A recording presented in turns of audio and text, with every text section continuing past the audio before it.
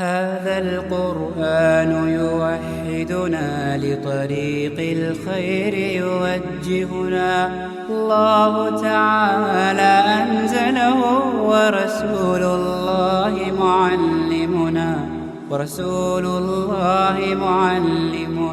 هذا القرآن يوحدنا. السلام عليكم ورحمة الله وبركاته.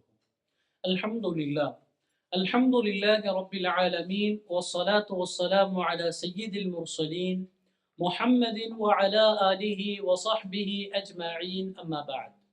فأعوذ بالله من الشيطان الرجيم. بسم الله الرحمن الرحيم. وربطنا على قلوبهم إذ قاموا فقالوا ربنا رب السماوات والأرض. صدق الله المولانا العظيم. எல்லா புகழும் அல்லாஹ்வுக்கே உரித்தாகட்டுமாக. அவனுடைய சாந்தியும் சமாதானமும் அன்பும் அருளும் ஈடேற்றமும் கண்மணி நாதர் உத்தம நபி தூதர் அஹ்மதே முஜ்தபா முஹம்மதே முஸ்தபா ஸல்லல்லாஹு அலைஹி வஸல்லம் அவர்களின் மீதும், அவர்களின் வழிகாட்டுதல்களை பின்பற்றி நடந்து கொண்டிருக்கின்ற மேலும் நடக்க இருக்கின்ற நல்லடியார்கள் அத்துணை பேரின் மீதும், இந்த காணொளியை பார்த்து கொண்டிருப்பவர்களின் மீதும் அல்லாஹுவின் பேரருளும் பெரும் கருணையும் என்றென்றும் எப்பொழுதும் நின்று நிலவட்டுமாக. ஆமீன். அல்லாஹுவின் நல்லடியார்களே, முஃமின்களுக்கு அல்லாஹு சுப்ஹானஹு வ தஆலா அளித்த மிகப்பெரிய ஒரு அருட்கொடை என்னவென்று சொன்னால் அவன் வழங்கிய ஈமான் தான். இந்த ஈமான் தான் ஒரு முஃமினுக்கு அல்லாஹு சுப்ஹானஹு வ தஆலா வழங்கிய மிகப்பெரிய பொக்கிஷம். ஆனால் இந்த ஈமானோடு இந்த உலகத்தில் வாழ்வது என்பது, உலமாக்கள் அதற்கு ஒரு உதாரணம் சொல்லுவார். எப்படி இந்த உலகத்தில் ஈமானோடு வாழ்வதற்கான உதாரணம் என்னவென்று சொன்னால், சிராத்துல் முஸ்தகீம் என்ற பாலத்தை கடப்பதற்கு உதாரணப்படுத்துவார்கள். அந்த சிராத்துல் முஸ்தகீம் பாலத்தில் எப்படி சிலர் கால்வாசி வரை வந்து அதில் தடுமாறி கீழே விழுவார்களோ, அதே போலதான் ஈமானுடையவர்கள் சிலர் கால்வாசி வரைக்கும் வந்து அவர்கள் தடுமாறுகின்றார்கள். சிலர் பாதி வரைக்கும் அந்த ஈமானோடு தங்களுடைய வாழ்க்கையில் பயணிக்கிறார்கள், அதற்கு பிறகு தடுமாறுகிறார். சிலர் இன்னும் கடைசி வரைக்கும் வந்து இன்னும் சிறிதளவுதான் அந்த பாலத்தை கடக்க இருக்கின்ற நேரத்திலே, உலகத்திலே அவர்களுடைய வாழ்க்கையை முடிக்கக்கூடிய சில தருணங்களுக்கு முன்னால் அந்த ஈமானை இழக்கக்கூடியவர்களாக இருக்கிறார். எனவே குர்ஆனிலே அல்லாஹ் சுப்ஹானஹு வ தஆலா கேட்பது போலதான், அஹஸிபன் நாசு அய்யுத்ரகு யகூலு ஆமன்னா வ ஹும் லா யுஃப்தனூன். ஒருத்தர் லா இலாஹ இல்லல்லாஹ் என்று சொல்லிவிட்டால் அவர் சோதிக்கப்பட மாட்டார் என்று அவர் நினைத்து கொண்டிருக்கின்றாரா என்று கேட்கிறார்.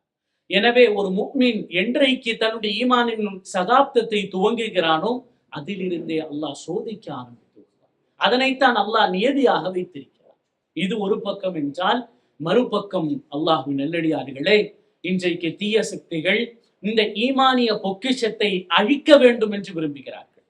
இந்த ஈமான் இறைவனின் மூலமாக நமக்கு சுமத்திய பொறுப்புகளை, இறைவன் நமக்கு வழங்கிய விஷயங்களை அவர்கள் புறக்கணிப்பதற்கும் அதனை செயலிழப்பதற்கும் அதற்கான எல்லா முயற்சிகளையும் இன்றைக்கு தீய சக்திகள் ஏற்படுத்தி கொண்டிருக்கின்றன. இந்த ஈமானை வலுவிழக்க செய்வதற்கு, இந்த ஈமானின் உண்மையான வீரியத்தை இழக்க செய்வதற்கான சர்வ முயற்சிகளும் இன்றைக்கு ஏற்படுத்தப்பட்டு கொண்டிருக்கின்றன. இந்த தருணத்திலே இந்த ஈமானை பாதுகாப்பது, இந்த ஈமானிற்கு எவ்வளவு பெரிய சோதனைகள் வந்தாலும் அதனை வெல்வதற்கும் நல்லடியார்களே நாம் நிச்சயம் கடமைப்பட்டிருக்கிறோம்.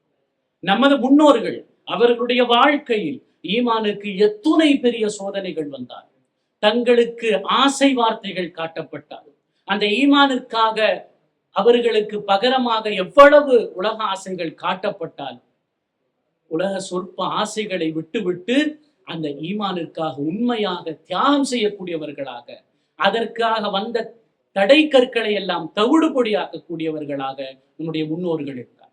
அவர்களுடைய ஈமானிய உறுதி எப்படி இருந்தது, அவர்களுக்கு வந்த சவால்களை எப்படி அவர்கள் எதிர்கொண்டார்கள் என்பதனைத்தான் இமாம்களிடத்திலே, நம்முடைய முன்னோர்களிடத்திலே இருந்த இந்த ஈமானையும் இஸ்திகாமத்தையும் பற்றி சில விஷயங்களை நான் உங்களிடம் பகிர்ந்து கொள்ள வேண்டும் என்று ஆசைப்படுகிறேன். ஈமான் என்ற இஸ்திகாமத் என்ற வார்த்தையை சொன்னாலே இஸ்லாமிய வரலாற்றிலே நமக்கு ஞாபகம் வருவது இமாமு அஹ்லி சுன்னதி வல் ஜமாஅ என்று போற்றப்படும் அஹ்மது இப்னு ஹம்பல் ரஹிமஹுல்லாஹ் அவர்கள் தான். அவர்களுடைய ஈமான் தான், அவர்களுடைய நிலை குலையாமை தான். குர்ஆன் படைக்கப்பட்டது என்று சொன்ன பொழுது அதனை ஒவ்வொரு நபர்களாக கூட்டம் கூட்டமாக அந்த விஷயத்தை ஆமாம் படைக்கப்பட்டது என்று கூறப்படும் பொழுது இமாம் அஹ்மது பின் ஹம்பல் ரஹிமஹுல்லாஹ் இல்லை, அது படைக்கப்படவில்லை என்பதனை மிக ஆணித்தரமாக சொன்னார். எந்த அளவுக்கு என்று சொன்னால், பொறுமை என்பது என்ன, உண்மையான ஈமான் என்பது என்ன, நிலை குலையாமை என்பது என்ன என்பதனை அவர்களுடைய மாணவர்கள் சொல்கிறார்கள். எங்களுடைய உஸ்தாதான அஹமது இப்னு ஹம்பல் ரஹிமஹுல்லாஹ் அவர்களிடமிருந்தான் நாங்கள் கற்றுக்கொண்டோம். 4 ஆட்சியாளர்கள், முஅத்தஸிம் மஅமூனில் இருந்து தொடங்கி, அதற்கு பிறகு முஅத்தஸிம் வந்து, அதற்கு பிறகு வாசிக் வந்து, அதற்கு பிறகு முத்தவக்கில் வந்து, இவ்வளவு ஆட்சியாளர்களும் அந்த குர்ஆன் படைக்கப்பட்டதுதான் என்ற கொள்கையை அவர்களிடம் கட்டாயப்படுத்தி சொல்வதற்கு எத்துணை முயற்சிகள் எடுத்தாலும் அல்லாஹ்வின் நல்லடியார்கள் கிட்டத்தட்ட சாட்டைகளால் அடித்து அடித்து மயக்கமுற்று விழுகின்ற அளவுக்கு 28 மாதங்கள் சிறைச்சாலையில் அவர்கள் அடைக்கப்பட்டு அவர்கள் அச்சுறுத்தப்பட்டார்கள், அவர்கள் வேதனைக்குள்ளாக்கப்பட்டார்கள். ஆனாலும் ஆட்சியாளர்கள் மாறினார்களே தவிர, சொல்கிறார்கள் முதல் அடியில் இமாம் அஹ்மது இப்னு ஹம்பல் ரஹிமஹுல்லாஹ் பிஸ்மில்லா என்று சொல்வார், இரண்டாவது அடியில் லா ஹவுல வலா குவத்த இல்லா பில்லா என்று சொல்வார், மூன்றாவது அடியில் அல் குர்ஆன் கைர மஹ்லூக், குர்ஆன் படைக்கப்படவில்லை என்று சொல்வார், நான்காவது அடியில் குல்லை யுஸீபனா இல்லா மா கதபல்லாஹு லனா என்று ஒவ்வொரு அடியிலும் ஒவ்வொரு குர்ஆன் வசனத்தையும் தன்னுடைய ஆணித்தரமான நிலைப்பாட்டையும், எவ்வளவு அச்சுறுத்தல் வந்தாலும் சரி, என்னை எவ்வளவு துன்பத்திற்கு உட்படுத்தினாலும் சரி, நீங்கள் என்னை வேதனைப்படுத்துவது என்னை மரணத்திற்கே தள்ளினாலும் சரி, இந்த இஸ்லாமிய கொள்கையில் இந்த ஈமானில் நான் உறுதியாக இருப்பேன் என்று ஆட்சி அதிகாரங்கள் மாறியதே தவிர அவர்களுடைய உறுதியை கொஞ்சம் கூட அசைத்து பார்க்க முடியவில்லை. அல்லாஹ், இதுதான் ஈமானிற்கு எத்தனை சோதனை வந்தாலும் அதனை எதிர்ப்பது எவ்வளவு வலுவாக இருக்க வேண்டும் என்று இமாம் அஹ்மது பின் ஹம்பல் நமக்கு பாடம் சொல்லி தருகிறார். அதே போலதான் இந்த இஸ்லாமிய உலகுக்கு முஅத்தா என்ற மிகப்பெரிய ஒரு ஹதீஸ் கிரந்தத்தை முதலாக இந்த உம்மத்திற்கு வழங்கிய இமாம் மாலிக் ரஹ்மத்துல்லாஹி, இமாம் மாலிக் ரஹ்மத்துல்லாஹி அவருடைய காலத்திலே மன்சூர் அவர்கள் ஆட்சியாளராக இருக்கின்றார். மன்சூர் ஆட்சி அதிகாரியாக இருக்கும் பொழுது, அமீர் கலீஃபாவாக இருக்கக்கூடிய நிலையிலே சில கிளர்ச்சியாளர்கள் மன்சூர் அவர்கள் கட்டாயப்படுத்தி தான் அவர்களை ஆட்சி அதிகாரியாக, ஒரு தலைவராக அவர்கள் மக்களை கட்டாயப்படுத்தி தான் ஏற்றுக்கொள்ள வைத்தார்கள். எனவே ரசூலுல்லாஹி ஸல்லல்லாஹு அலைஹி வஸல்லம் அவர்களுடைய ஒரு ஹதீஸ் இருக்கின்றது, கட்டாயப்படுத்தி செய்யப்பட்ட பைஅத் செல்லாது என்ற இந்த ஹதீஸை அந்த கிளர்ச்சியாளர்கள் தங்களது அரசியலுக்காக, மன்சூரை எதிர்த்து தாங்கள் செய்யக்கூடிய அரசியலுக்காக அந்த ஹதீஸை பயன்படுத்த துவங்குகிறார். இதன் காரணமாக இமாம் மாலிக் ரஹ்மத்துல்லாஹி அலைஹி அவர்கள் அவர்களுடைய பாடத்திலே இந்த ஹதீஸ் சொல்லிக் கொடுக்கப்படக்கூடாது என்று அவர் மாகாணத்தின் ஆளுநர் இமாம் மாலிக் அவர்களை கட்டாயப்படுத்துகின்றார். ஏனென்று சொன்னால் இது மக்களுக்கு மத்தியில் மிகப்பெரிய ஒரு விமர்சனத்தை அமீருல் முஃமினை குறித்து, ஹலீஃபாவை குறித்து ஏற்படுத்துகின்றது. எனவே இந்த ஹதீஸை நீங்க சொல்லிக் கொடுக்காதீங்க, கட்டாயப்படுத்தப்பட்டு வாங்கப்பட்ட பைஅத் செல்லாது என்ற ஹதீஸை சொல்லிக் கொடுக்காதீங்க. இமாம் மாலிக் சொன்னாங்க, இது ரசூலுல்லாஹ்வுடைய ஹதீஸ், அது உங்களுடைய ஆட்சிக்கு எதிராக இருக்கின்றதோ, உங்களுடைய ஆட்சியாளர்களுக்கு எதிராக இருக்கிறதெல்லாம் எங்களுக்கு முக்கியம் இல்லை, அது ரசூல் சொன்ன ஹதீஸ், அதனைத்தான் நான் சொல்லிக் கொடுத்துதான் தீருவேன் அப்படின்னு சொன்னாங்க. இமாம் மாலிக் ரஹ்மத்துல்லாஹி அலைஹி அவர்கள் அதற்காகவே கைது செய்யப்பட்டு அவர்கள் சாட்டைகளால், அந்த அதிகாரிகளால் அடிக்கப்பட்டு எந்த அளவுக்கு வரலாற்றில் எழுதுகின்றார் என்று சொன்னால், அவர்களுடைய ஒரு தோளில் இருந்து கையே பிந்து கொண்டு வரக்கூடிய அளவுக்கு அவர்கள் அடிக்கப்பட்டார்கள். ஆனாலும் அந்த ஹதீஸை கற்பிப்பதை நிறுத்தவில்லை. இதுதான் இந்த ஈமான் தான். அந்த ஈமானுக்கு எவ்வளவு பெரிய பேரம் பேசப்பட்டாலும், எவ்வளவு பெரிய உலக ஆசைகள் காட்டப்பட்டாலும், எவ்வளவு கவர்ச்சிகரமான விஷயங்கள் அவர்கள் முன்னால் காட்டப்பட்டாலும், இந்த ஈமான் தான் எங்களுக்கு உத்தமமானது, இந்த ஈமான் தான் எங்களுக்கு வாழ்க்கைக்கான மேன்மைக்குரியது என்று அந்த இமாம்கள் நிரூபித்தார்கள். அல்லாஹ் நல்லடியார். உஸ்மானியா கிலாஃபத்தினுடைய ஆட்சி சமயத்திலே ரோமர்களும், அதாவது கிறிஸ்துவர்களும் யூதர்களும் சிறுபான்மை மக்களாக இருந்தனர். உஸ்மானியா பேரரசுக்கு எதிராக நிறைய சூழ்ச்சி வலைகள், பல்வேறு கிளர்ச்சிகளை அவர்கள் செய்து கொண்டிருந்தார். உடனே முதலாம் சலீம் அவர்கள் என்று, சலீமுல் அவ்வல் என்று சொல்லக்கூடிய அந்த ஆட்சியாளர் அவர் என்ன செய்கின்றார் என்று சொன்னால், அனைவருமே இஸ்லாத்தை ஏற்க வேண்டும், சிறுபான்மை மக்கள் அனைவருமே இஸ்லாத்தை ஏற்க வேண்டும் என்ற ஒரு அரசாணையை வெளியிடுகின்றார்.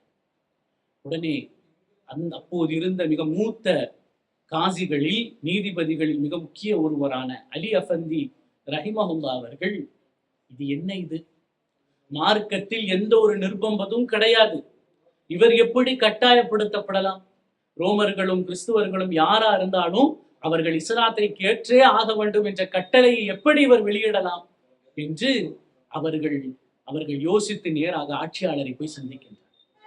மரியாதைக்குரிய கலீஃபா அவர்களே, எப்படி இஸ்லாத்தை அனைவரும் ஏற்க வேண்டும் என்று நீங்கள் கட்டாயப்படுத்தும்? உடனே முதலாம் சலீம் அவர்கள் கேட்கின்றார்கள், என்ன ஆலிம் பெருந்தகை அவர்களே, ஆட்சி அதிகாரத்திற்குள் உங்களுடைய மூக்கை நுழைக்கிறீர்களா? அதற்கு அலி அஃபந்தி ரஹிமஹுல்லா அவர்கள் சொன்னார்கள், நன்மையை ஏவி தீமையை தடுப்பதை தவிர வேறு எந்த நோக்கமும் இல்லை அவர்கள். மறுபடியும் ஆட்சி அதிகாரி சலீமுல் அவ்வல் சொல்லுகின்றார்கள், இதுல நீங்க உங்களுடைய விஷயத்தை தலையிடாதீர்கள் அப்படின்னு சொல்லும்போது, அதாவது உங்களுடைய மறுமையை வாழ்க்கையை பாழ்படுத்தக்கூடிய விஷயத்திலிருந்து உங்களை பாதுகாப்பது எனக்கு கட்டாய கடமை. இப்ப நீங்க என்னதான் சொல்ல வரீங்க? அப்படி இந்த விஷயத்திலிருந்து, இந்த அரசாணையை நீங்கள் பின்வாங்கவில்லை என்று சொன்னால் உங்களை ஆட்சி அதிகாரத்திலிருந்து அப்புறப்படுத்தப்பட வேண்டும் என்று நான் ஃபத்வா வெளியிடுவேன். சத்தியத்திற்கும் ஈமானிற்கும் எவ்வளவு பெரிய ஒரு ஆபத்து வந்தாலும் அதனை தங்களுடைய வீரத்தால், தங்களுடைய உறுதியால், தங்களுடைய இஸ்திகாமத்தால் அதனை பாதுகாக்கக்கூடியவர்களாக இருந்தார்கள் அல்லாஹ்வின் நல்லடியார். ஏனென்று சொன்னால் நபி ஸல்லல்லாஹு அலைஹி வஸல்லம் அவர்கள் சொல்லுவார்கள், ஈமான் என்பது எப்படி ஆடைகள் பழையதாக ஆகின்றதோ அப்படித்தான் உங்களுடைய ஈமானும் பழையதாக ஆகிக் கொண்டிருக்கின்றது. எனவே உங்களுடைய ஈமானை பரிசுத்தப்படுத்திக் கொண்டே இருங்கள், உங்களுடைய ஈமானை புதுப்பித்துக் கொண்டே இருங்கள். அப்பொழுதுதான் அது எந்த சவால்களுக்கும் அது தயாராக இருக்கும். இமாம் இப்னு தைமியா ரஹிமஹுல்லா அவர்கள் சொல்லுவார்கள், நல்லடியார்களுக்கு சோதனை வந்தால், நல்லடியார்களுக்கு சோதனைகள் வந்தால் அவர்களுடைய ஈமான் இன்னும் உறுதிப்பெறும். இந்த ஒரு விஷயம் வேற யாருக்குமே நடக்காதுங்க. இது லாஜிக்கை இடிக்கிற விஷயம். சோதனைகள் வரும் பொழுதுதான் இறை நம்பிக்கையாளர்களுக்கு ஈமான் அதிகரிக்கும். இந்த ஒரு அனுபவம் இவர்களை தவிர வேறு யாருக்கும் ஏற்படாது. மற்றொரு இடத்திலே சொல்லுகின்றார்கள், சத்தியத்தை, உண்மையான ஈமானை, இஸ்திகாமத்தை கொண்டிருக்கக்கூடியவன் ஒருத்தனாக இருந்தாலும் அவன் ஒரு சமுதாயத்திற்கு ஈடானவன் சொல்ல. ஒரு ஆச்சரியமான விஷயத்தை இப்னு மஸ்ஊத் ரலியல்லாஹு தஆலா அவர்கள் வரலாற்றிலே பதிவு செய்கிறார்கள். எத்தகைய ஈமானிய உறுதியை அல்லாஹ் சுப்ஹானஹு வ தஆலா எங்களிடம் எதிர்பார்த்தான் என்பதற்கு அவர்கள் சொல்லுகிறார்கள். அதாவது அல்லாஹ் சுப்ஹானஹு வ தஆலா நாங்கள் இஸ்லாத்தை ஏற்று 4 வருடங்கள் கழித்து இந்த ஆயத்தை அல்லாஹ் இறக்கிறான். அலம் யக்னில் லதீன ஆமனு அன் தக்ஷஅ குலூபுஹும், ஈமான் கொண்டவர்களுக்கு இறைவனை அஞ்சுவதற்கான தருணம் இன்னும் வரலையா? நாங்கள் இஸ்லாத்தை ஏற்று 4 வருடம் கழித்து. எனவே இந்த ஈமானிய உறுதி குலைஞ்சிடவே கூடாது. எந்த நேரத்திலும் அந்த ஈமான் பலவீனம் அடைந்து விடக்கூடாது, எந்த நேரத்திலும் அவர்கள் தடுமாறி விடக்கூடாது என்பதனை அல்லாஹு சுப்ஹானஹு வ தஆலா அந்த முஃமின்களுக்கு திரும்ப திரும்ப ஞாபகப்படுத்தி கொண்டே இருந்தான் அல்லாஹ்வின் நல்லடியார்கள்.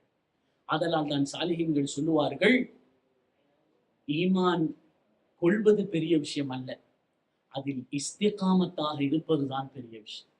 அதனால் தான் நபி ஸல்லல்லாஹு அலைஹி வஸல்லம் அவர்களிடம் ஒரு சஹாபி வந்து கேட்பார்கள், இஸ்லாத்திலே மிக உன்னதமான செய்தி. நபி ஸல்லல்லாஹு அலைஹி வஸல்லம் 2 வார்த்தைகளில் முடித்து விடுவார்கள், இறைவனை நம்பிக்கை கொள், அதில் உறுதியாக. இந்த 2 தான் அறத்திலேயே செயல்களிலேயே சிறந்த செயல் என்று சொல்வார். எனவே அல்லாஹ்வின் நல்லடியார்களே, ஈமான் என்றால் அது சோதனைக்கு உட்படுத்தப்பட்டுதான் தீரும். அந்த சோதனைகளை எதிர்கொள்ள வேண்டும் என்று சொன்னால் இந்த ஈமான் புதுப்பிக்கப்பட்டு கொண்டே இருக்க வேண்டும். அப்பொழுதுதான் இந்த ஈமான் வலுவடைந்து எவ்வளவு பெரிய சோதனைகளை எதிர்கொள்ள தயாராகும். எனவே அல்லாஹ்வின் நல்லடியார்களே, உறுதியான ஈமான் இன்றைக்கு மிக முக்கியம்.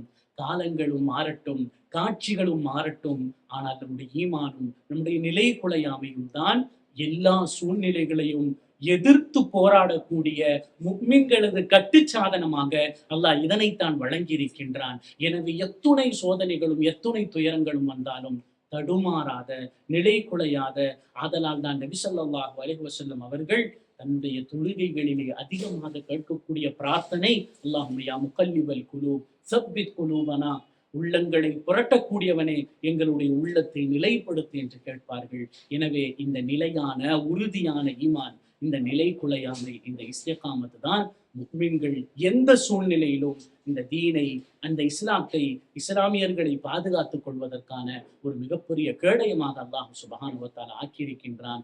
எனவே சஹாபாக்கள் தங்களுக்கிடையே சொல்லிக் கொள்வார்களாம், தஆல் நுஜத்தித் ஈமானனா, எங்களோடு வாருங்கள் ஈமானை புதுப்பித்துக் கொள்ளலாம் என்று கூறுவார்களாம். எனவே அல்லாஹ்வின் நல்லடியார்களே, ஈமானை புதுப்பித்தே ஆக வேண்டிய காலகட்டத்திலே, அவசியத்திலே இன்றைக்கு நாம் இருக்கின்றோம். இந்த ஈமானை புதுப்பித்து, இந்த ஈமானை வலுவான ஈமானாக மாற்றி, நிலை குலையாமையோடு, உறுதியோடு கடைசி வரைக்கும் இந்த தீனுல் இஸ்லாத்தை நிலைத்து நிற்பதற்கும், இந்த தீனுல் இஸ்லாத்தை நிலை நிறுத்துவதற்கும் அல்லாஹ் சுப்ஹானஹு வ தஆலா நம் அனைவருக்கும் நல்லருள் புரிவானாக.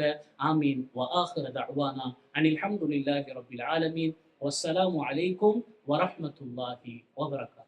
هذا القرآن يوحدنا لطريق الخير يوجهنا الله تعالى أنزله ورسول الله